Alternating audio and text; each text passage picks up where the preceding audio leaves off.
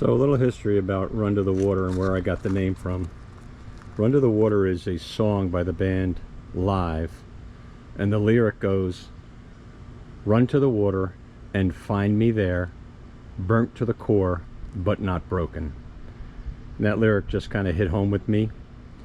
Like after a hard day, all you have to do is go down to the water, and the day may have burnt you, but it didn't break you, and the water rejuvenates you. And everything about the water, boating, the looper life, it just makes everything better. And now I'm going to give you a boat tour of Run to the Water. That's the front. That's where I drive. And those are the motors. I hope you enjoyed that tour of Run to the Water.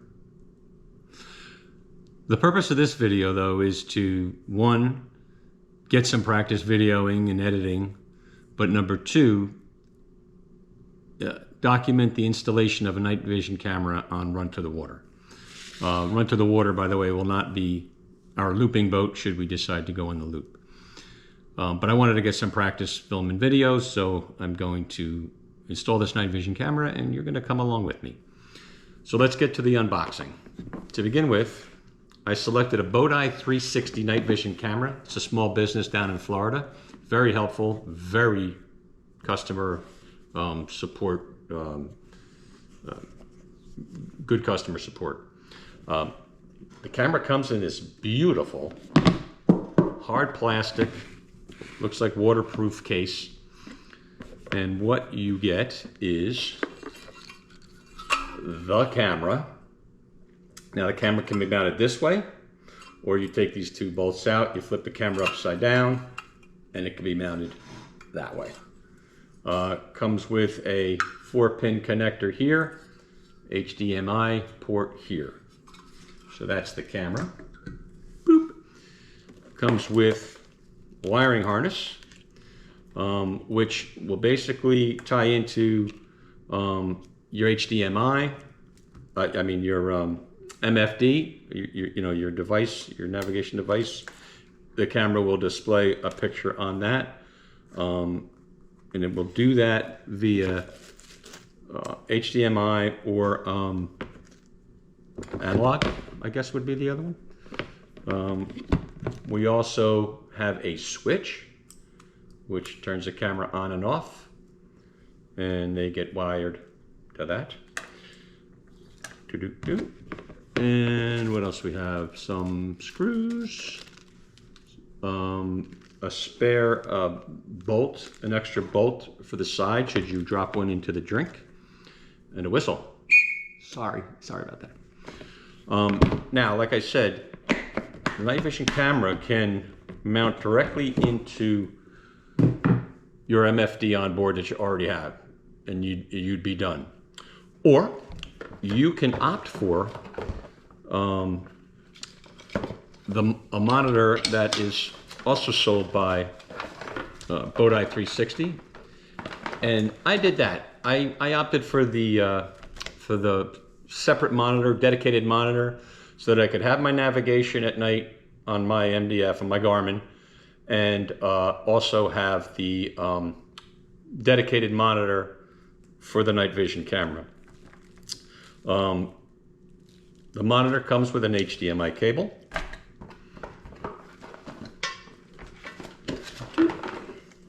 It's also got another wiring harness. Used to be 4, now it's 3 mounting screws. And here is that beautiful monitor.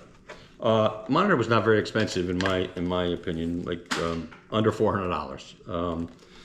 So I opted for that. Like I said, I wanted to have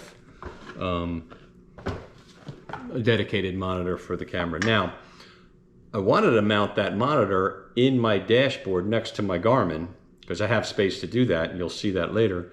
But and I called the fine folks down there, and I said, "Do you?"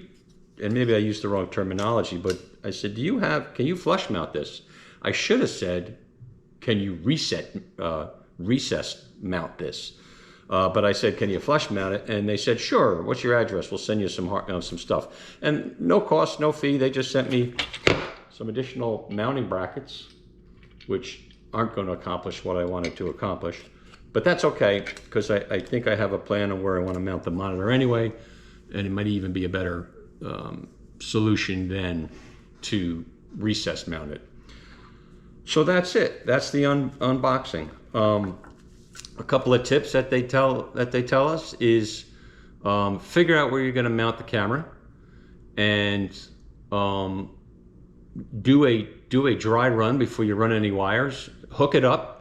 Make sure your aim point is good. You have to have a little bit of the bow in the frame, and that way you'll get the right view. So they want you to temporarily power it up. Look at what the aim looks like, make sure that's the right spot to mount it, and go ahead and mount it. So we'll see you out on the out at the boat. So today I'm going to be installing my night vision Boat Eye 360 camera, and in keeping with the World Cup soccer event that's currently going on, I hope this doesn't take all day, all day, all day, all day, all day, all day. All right, so we're going to start with the monitor. Now you can wire this into your existing MFD if it's compatible. Most of them are. I chose a standalone monitor dedicated just for this camera. You can also mount, you can also connect additional cameras to this if you have a backup camera, a windlass camera, or an engine camera, anything. So let's get to the boat and start with trying to figure out where the monitor is going to go. So remember how I said I needed practice videoing, making videos? So these next two clips somehow were recorded in super fast motion. So what I'm doing here is I'm mocking up where I think the monitor should go, where I could see the monitor and look down, see the navigation, look up, see the monitor, look down, see the navigation. So I think I'm going to mount the monitor to the bottom of the instrument box, the overhead instrument box.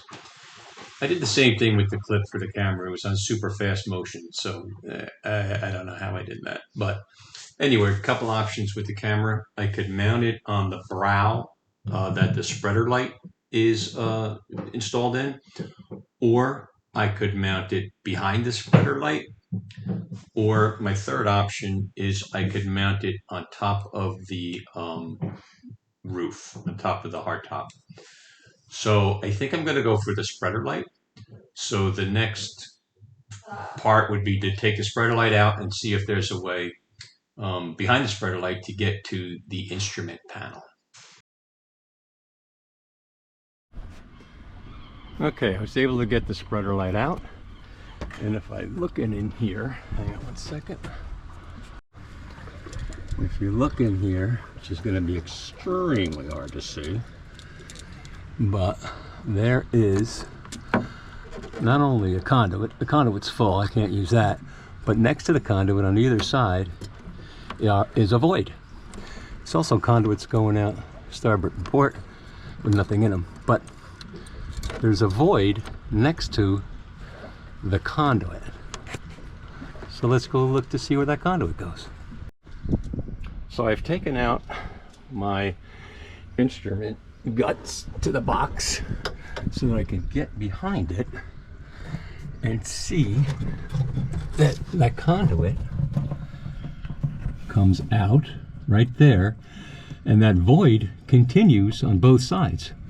So I think I can use the void as my raceway for my wiring. So I'm going to stick a stake through there and see if it comes out by the spreader light.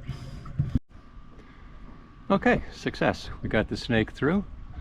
I think that's a viable raceway for our wiring right into our instrument box.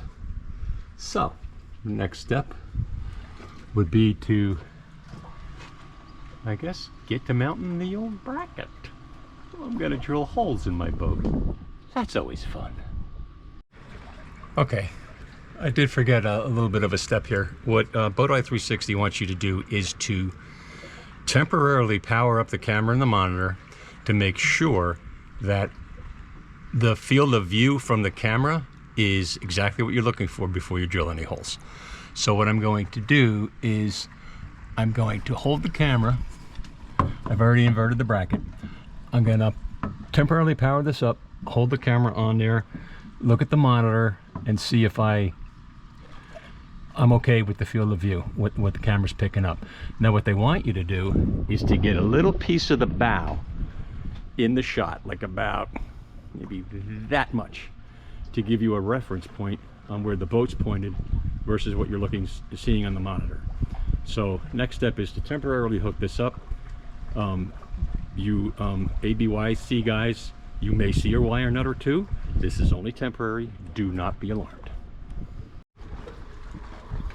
Okay, I've got everything hooked up temporarily. Yeah. I'm going to require the assistance of my lovely mate here, Jody. She's going to help me as I position the camera. She's going to hold up the monitor so that I can see what the camera sees. So, hang on. What I need you to do is hold the monitor up. Easy, go easy. All these connections are kind of sketchy. All right, hold the monitor up so I can see it as I position the camera where I think I'm going to want the camera. Okay, so I think I want the camera there. My head's in the way. Okay, the camera's going to want to be there. I don't want to catch a little bow. I think that's going to be perfect. I don't know if you can see that, but that's exactly the look I'm looking for. Okay, very good. Thank you, my lovely assistant. You're welcome. Okay, because of the size of the connectors, I have to pull one cable in one way and the other way. So let's hope this goes well. And I'll always leave a courtesy loop so you can get the tape back off at the end. Just twist that. Makes it easy to find the end. Okay, let's see how this goes. And we're pulling. We're pulling. We're pulling. Okay, we're hung up. All right, we're going to go work on that off camera so that we can work both sides at the same time. Again, with the aid of my lovely assistant. Okay, we fished our wires through the void. Relatively simple. We drilled out our holes for the brackets and for the wires. So now we're going to mount the bracket, put on a clamshell, and then we're going to move over to the monitor mounting. Okay, check back with you in a little bit. Okay, there we go. There's the installation of the camera. Put the light back. Gonna put a little tie wrap on those cables, just dress it up a little bit. Got the clamshell up there, gonna fill that with silicone. And that's this side. Now we've got the whole monitor deal to do, and also got to figure out where we're grabbing power from. Okay, just checking back.